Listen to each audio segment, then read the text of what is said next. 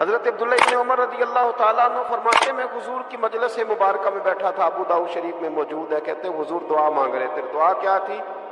دعا حضور یہ مانگ رہے تھے، رب اغفر لی، یا اللہ ہمیں بخش دے، وتب علیہ، اللہ ہماری توبہ قبول فرما، انک انت التواب الرحیم، بے شک تو توبہ قبول کرنے والا اور رحم کرنے والا۔ حضور دعا مانگ رہے تھے، اے اللہ رب اغفر لی، یا اللہ ہمیں بخش دے، وتب علیہ، اور ہماری توبہ قبول فرما، انک انت التواب الرحیم، بے شک تو توبہ قبول کرنے والا اور رحم کرنے والا۔ حضرت عبداللہ ابن عمر فرماتے اس ایک دعا کو ایک ہی مجلس میں ایک ہی جگہ بیٹھ کر میرے نبی پاک نے اپنی زبان اطہر سے 100 مرتبہ ادا فرمایا۔ 100 مرتبہ حضور نے یہ لفظ کہے، رب اغفر لی وتب علیہ، رب اغفر لی وتب علیہ، رب اغفر لی، اے اللہ بخش دے، رحم فرما، وتب علیہ، بس قبول کر لے نا اب ہماری توبہ، انک انت التواب الرحیم، بے شک تو توبہ قبول کر لیا کرتا ہے، تو رحم فرمایا کرتا ہے۔ ایک ہی مجلس میں 100 دفعہ حضور نے دعا مانگی، دعا مانگ کے پھر دعا مانگی، اور دعا مانگ کے پھر دعا مانگی۔ اللہ کو منایا میرے رسول پاک، حضور نے ہمیں بتلایا اسے مناؤ، اس کی بارگاہ عالی مرتبت میں جھکو، اور حضور نے خود بھی یہ طریقہ ہمارے سامنے بطور سنت کے چھوڑا، اور پھر نبی پاک صلی اللہ علیہ وسلم نے آگے بڑھ کے ہمیں کچھ اور باتیں بھی ارشاد فرمائی۔ حضور نے ہمیں بتلایا کہ پچھلے لوگ اپنے رب کو کیسے مناتے تھے، وہ کس طرح اس کے حضور ناز عرض کرتے تھے۔ حضور نے ہمیں اللہ کو منانے کے طریقے بھی بتلائے،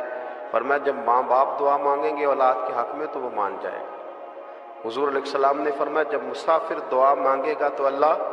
مان جائے گا۔ فرمایا میرے رسول کریم نے کہ جب بیمار دعا مانگے گا تو اللہ مان جائے گا۔ اور سید عالم علیہ السلام فرمانے لگے جب تمہارے ضعیف، کمزور،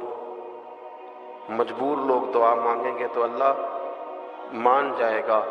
اور حضور نے فرمایا جب تم فرض ادا کر کے دعا مانگو گے تو اللہ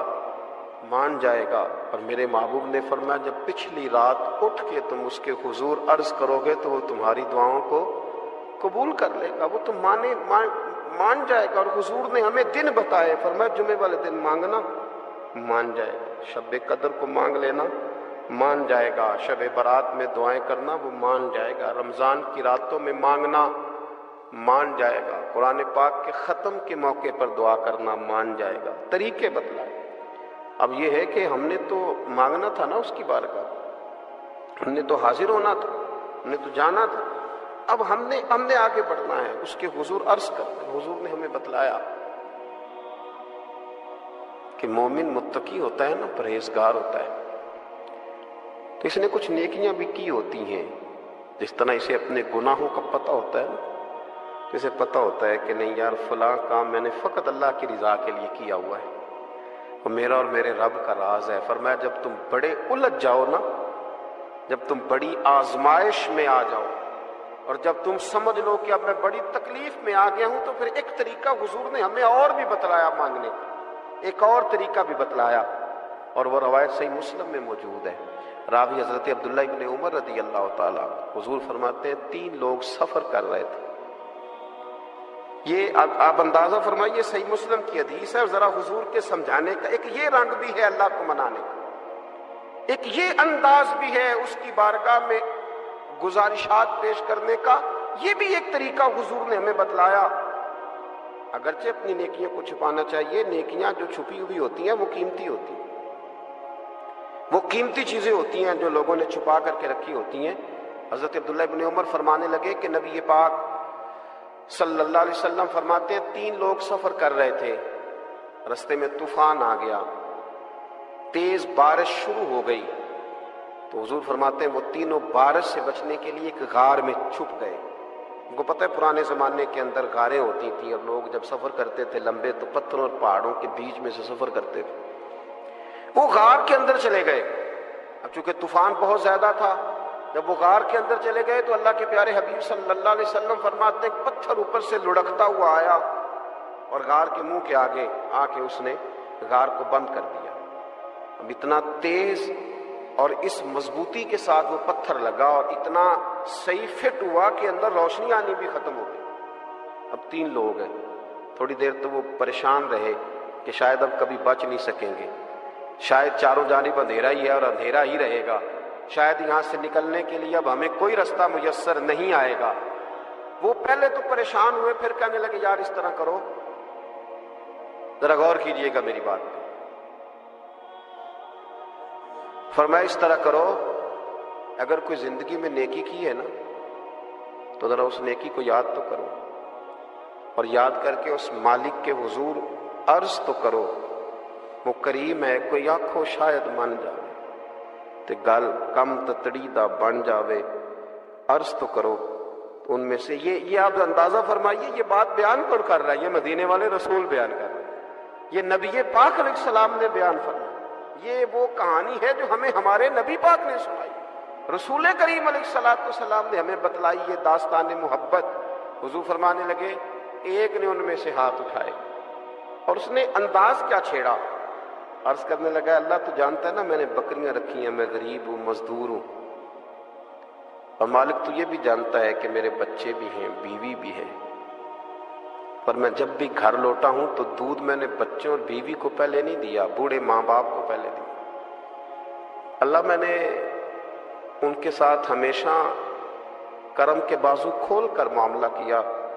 وہ غار میں تنہا بیٹھے ہیں اور اپنے مالک کو منا رہے ہیں۔ عرض کرتے ہیں اللہ تجھے یاد ہے نا ایک رات جب میں بڑی دیر سے لوٹا تھا، لکڑیاں کاٹتے، درخت تلاش کرتے، مجھے دیر ہو گئی، میں دیر سے لوٹا تھا، نیت یہ کر رکھی تھی کہ دودھ سب سے پہلے ماں باپ کو پلاؤں گا، مالک جب میں لوٹا تو وہ بوڑھے تھک کر کے سو گئے تھے، میری بیوی نے مجھے کہا کہ بچوں کو پلا دو، وہ سو گئے، تو میں نے کہا نہیں، میرے ذمے ہے ان بوڑھوں کے دل کو ٹھنڈا کرنا، ان سے پیار کرنا۔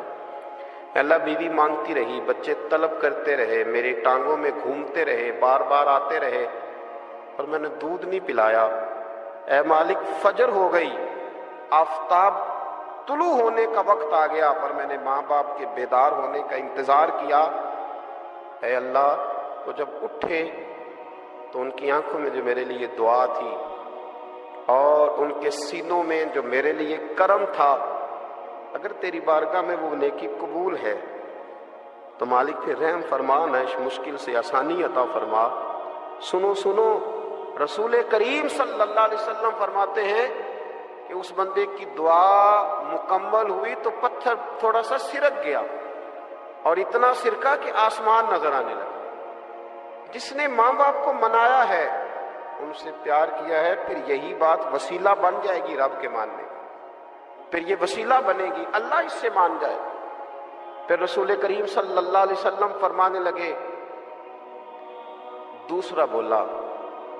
اور عرض کرنے لگا کہ اے اللہ تو جانتا ہے مجھے اپنے چچا کی بیٹی بھانے لگی تھی، میں اس کی طرف رغبت کرنے لگا تھا، اور میں نے جب اس سے جا کے ارادہ کیا کہ میں تیرا طالب ہوں، تو اس نے مجھے کہا کہ پہلے 100 دینار لاؤ بانا، تو اللہ میں نے مشقت کر کے 100 دینار جمع کیے،